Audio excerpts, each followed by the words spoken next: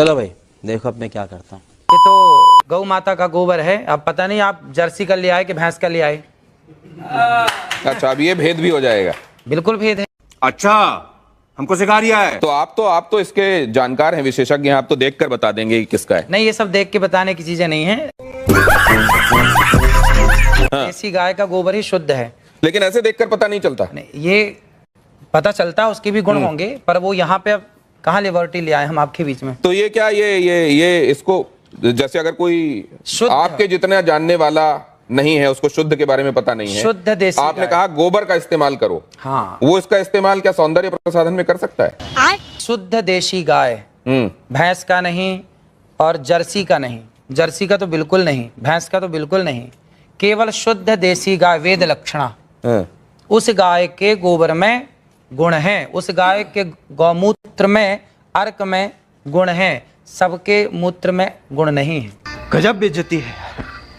नहीं तो अगर इस तरीके से गोबर आपको कहीं मिले तो उसको सौंदर्य प्रसाधन के तौर पर इस्तेमाल नहीं करना चाहिए। ये गोबर खेतों में डाल के खाद बनाने के काम का है, लेकिन जो देसी गाय का गोबर है वह आपके लिए अमृत का। आपने क्या कहा था गोबर के संदर्भ में? क्या आपने इस तरीके के तरीके के भेद बताते हुए कहा था? जरा वो देखते हैं, वो सुनते हैं। एक बार दिखाइए जरा, फिर उसके बाद चर्चा में वापस आता है। आपने कभी गाय के गोबर से अपने मुंह को धुला? नहीं। केमिकल युक्त फेस वॉश आप यूज करते हैं, लेकिन शुद्ध गाय का गोबर, इस गोबर से नहाने से चमड़ी का कोई भी रोग हो, मैं गारंटी लेता हूं, चमड़ी संबंधी कोई भी रोग हो, आप गऊ के शुद्ध देसी गाय के दो गोबर से स्नान करेंगे तो आपका चमड़ी का रोग समाप्त हो जाएगा। इतनी ताकत गोबर में है। देखिए, मैंने कहा, और सिर्फ इतनी बात नहीं है, बांझपन का भी इलाज है ये। क्या बोला तूने? तो ये गाय के संदर्भ में आपने कहा, ये बात स्पष्ट है।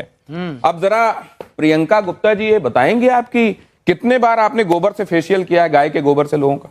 हाँ सर, मैंने तो आज तक जो मेरी इंडस्ट्री है इसमें मुझे कहीं पे भी पढ़ाया और सिखाया नहीं गया कि गोबर से आप फेशियल कर सकते हो या गोबर से अपनी स्किन को चमका सकते हो। और जैसे कि बाबा जी बता रहे हैं, और अगर ऐसा है तो इसके ऊपर रिसर्च जरूर करना चाहिए।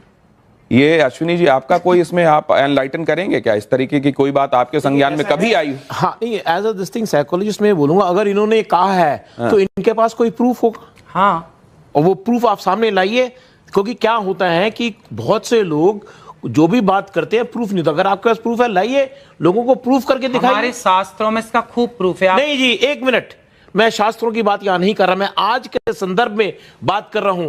क्या आपने ऐसा कोशिश करी और आपको रिजल्ट मिला?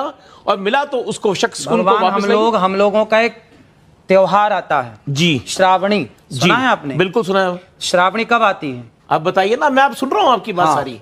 श्रावणी में हमारे यहाँ सारा समाज, ब्राह्मण समाज को ये निर्देश शास्त्रों में लिखा, श्रावणी जब होती है तो हमारे यहाँ गोबर से स्नान करने की परंपरा है। अभी श्रावणी में जो आई, उस श्रावणी में हमने खुद, हमारे हजारों ब्राह्मण सबने एक साथ। अनिरुद्धाचार्य जी, एक सेकंड, आप जो कह रहे हैं ना, गोबर का स्नान, कई बार वो किमाच नहीं होती थी जो लोगों के शरीर में लग जाती थी, उसमें नहीं, मैं क्या कह रहा हूँ, कई बार विधान है, हो सकता है श्रावणी में भी नहाते, लेकिन इसका सौंदर्य प्रसाधन के तौर पर इस्तेमाल हो सकता है। कोई एम्पेरिकल इसके लिए एविडेंसेस हैं क्या? हाँ, पढ़िए आप शास्त्रों को। नहीं, अगर अब ये कह रहे हैं शास्त्रों को नहीं, मैं शास्त्रों को आप मानेंगे नहीं। शास्त्र की बात ही कर रहे हैं आज। अरे शास्त्र नए होते नहीं, सब पुराने हैं। देखिए, ऐसा मैं शास्त्र की बात इसलिए नहीं कर रहा, नए थोड़ी होते, कोई हमने थोड़ी लिख दिया। ड्यू रिस्पेक्ट, शास्त्र में तो बहुत कुछ लिखा है, परंतु आज के संदर्भ में, आज एक मॉडर्न जमाने में, अरे क्या ये चीज होती है? चलिए इससे आगे निकलते हैं। इसका तो ये तो ठीक है कि आप चेहरे पे कुछ और लगा लेंगे, लेकिन जिनको बच्चे ही नहीं हो रहे हैं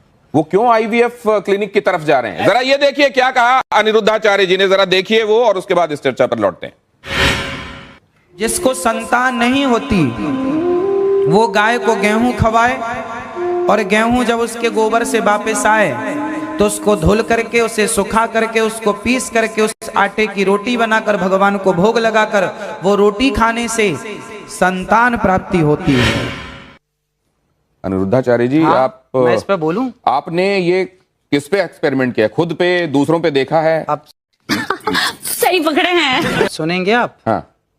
ऐसा है कि देखिए, आप सैकड़ों डॉक्टरों को दिखाइए, यदि सैकड़ों डॉक्टरों को दिखाने के बाद आपको संतान नहीं हो रही है तो आप तो डॉक्टरों से हार गए, डॉक्टर ने मना कर दिया नहीं हो पाएगा। जब सबसे आप हार गए तो एक एक्सपेरिमेंट कर लेने में क्या बुराई है? बात तो सही है। आपने रघुवंशम महाकाव्य पढ़ा होगा, महर्षि कालिदास जी ने उसको लिखा है। भगवान राम के जो पूर्वज थे उनका नाम था दिलीप, उनके भी कोई संतान नहीं हो रही थी। तब राजा दिलीप ने गौ माता की सेवा की और गौ माता की सेवा से दिलीप के संतान हुई जिनका नाम रघु पड़ा, रघुवंश उनके नाम से आगे चला। यदि राम का वंश गौ माता की सेवा से आगे चला तो हमारा और आपका वंश भी गौ माता की सेवा से चलेगा। तो तब जब नहीं एक सेकंड, जब दशरथ जी को आज भी है, जब दशरथ जी को यही समस्या सामने आई तो उनको तो भी यज्ञ कराना, पुत्र काम यज्ञ कराना पड़ा। तो वो इस विधा से क्यों नहीं हो गया? फिर क्या बोला तूने? इस विधा से हुआ। आप समझो, दशरथ जी ने यज्ञ कराया तो यज्ञ में क्या लगता है? यज्ञ किससे संपन्न होता है? भैंस के घी से आहुतियां नहीं होती है ना, बकरी के घी से आहुतियां नहीं होती। जब तक वेद लक्षणा गाय का उसमें घी प्रयोग ना होगा तब तक आपका कोई यज्ञ संपन्न ही नहीं होगा। बिना गाय के ना कोई यज्ञ संपन्न हो सकता है, ना कोई पूजा संपन्न हो सकती है। समझ रहे हो? समझ रहे हो आप? समझ रहे हो? नहीं, लेकिन एक चीज साइंस ये कहता है कि अगर आपने एक खास तरह की परिस्थितियों में खास एक्सपेरिमेंट किया है तो आपको खास रिजल्ट मिलेगा। आप उसको दोहरा सकते हैं। मैंने तो इस रोटी को खाई है, जो मैंने बोला है, मैंने तो इस रोटी को खाया है। मैं नहीं मानता। और हमारे बहुत सारे संत समाज जो जंगलों में रहते हैं आज भी वो लोग ये रोटी खाते हैं। और बहुत बच्चा होता है, आप प्रयोग कर लीजिए। नहीं, आपके पास कोई प्रयोग है? नहीं, आपके पास कोई प्रयोग है? देखिए, बोलने में हमारे साथ प्रयोग है इसलिए बोल रहे हैं, प्रयोग ना होता तो बोलते नहीं। देखिए, ऐसा कोई भी चीज हम करते हैं उसके साथ प्रूफ लाते हैं कि भाई ये हमारा रिजल्ट है, ये हमारा एग्जाम्पल है। सिर्फ इतना नहीं, गौमूत्र और गाय के गोबर के संदर्भ में कैंसर के इलाज वाला दावा भी किया जाता रहा है। क्या अनिरुद्धाचार्य जी मैं ठीक कह रहा हूं? हाँ, डॉक्टर साहब बैठे हैं। मतलब किसी भी स्टेज का कैंसर तक ठीक हो जाता है। गौ माता के मूत्र में, गौ अर्क में इतनी शक्ति है। यदि शक्ति ना होती तो मेडिकल स्टोरों में गौमूत्र क्यों बिक रहा? कुत्ते का मूत्र बिकता भाई। गौमूत्र बिक रहा है तब तो कोई शक्ति है, दम है, तब ना बिक रहा है, वरना कुत्ते का क्यों नहीं बिक रहा है? नहीं, कहीं नहीं, बिकने वाली हर चीज को आप ये मानते हैं कि वो अपने आप में उसके लिए किसी साक्ष्य या प्रमाण की जरूरत नहीं? तो किसी का नहीं बिक रहा गौ माता। नहीं, मैं पूछ रहा हूं, बिकने वाली हर चीज के संदर्भ में हमको ये मानना चाहिए कि सब्सटेंटिव होती होगी इसीलिए बिक रही है? ना, ऐसा नहीं। डॉक्टर अंशुमान, ये कैंसर में आपने एमबीबीएस किया होगा, आपने स्पेशलाइजेशन किया होगा, उसके बाद आप इतने सालों से कैंसर के पेशेंट्स को ठीक कर रहे हैं। कहीं पर आपने गोमूत्र वाला एक्सपेरिमेंट या गोबर वाला एक्सपेरिमेंट किया है? शुरुआत यहां से करें कि हमारा संविधान आर्टिकल 51A सेक्शन H कहता है citizen of India should have scientific temper. वैज्ञानिक सोच रखना चाहिए।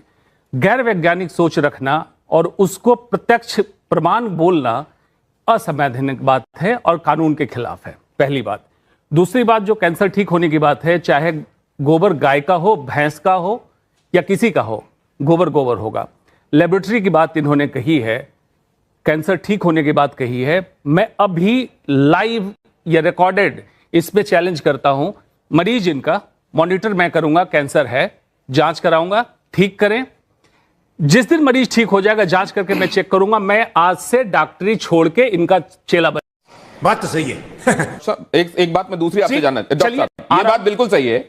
अगर आप जाएंगे, संविधान खोलेंगे, देखेंगे प्रीएम्बल के बाद आपको जो ड्यूटीज और आपके जो राइट्स हैं जहां पढ़ाए जाते हैं, वहीं पर आपकी ड्यूटीज में यह है कि आप हिंदुस्तान में साइंटिफिक टेम्परामेंट को, हम सबकी जिम्मेदारी है कि आप साइंटिफिक टेम्परामेंट को बढ़ावा देंगे, वैज्ञानिक सोच को बढ़ावा देंगे। ये बात बिल्कुल सच है। लेकिन डॉक्टर साहब, क्या आप ये बात मानते हैं कि विज्ञान का भी अभी बहुत सारी उन जगहों पर पहुंचना बाकी है जहां शायद हमारे शास्त्र पहले पहुंच चुके हैं? ये बात आप मानते हैं कि नहीं? बिल्कुल। आप एलोपैथिक दवाइयां खाते हैं कि नहीं खाते हैं? हमें जरूरत है दवाइयों की।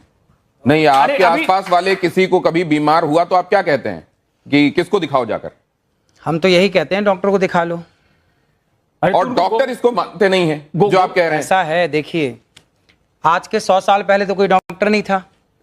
10,000 साल पहले सुश्रुत महर्षि, हाँ ना, आखिर आए तो वेद में ही आ गए ना। आप भी वेद में नहीं है, क्यों बात समझिए, बात की बात कर रहे हैं तो वेद में ही थे। अरे भाई, भारत का हर डॉक्टर सुश्रुत और चरक का संतान है। हाँ। भले हम मॉडर्न मेडिसिन प्रैक्टिस करें, आयुर्वेद प्रैक्टिस करें,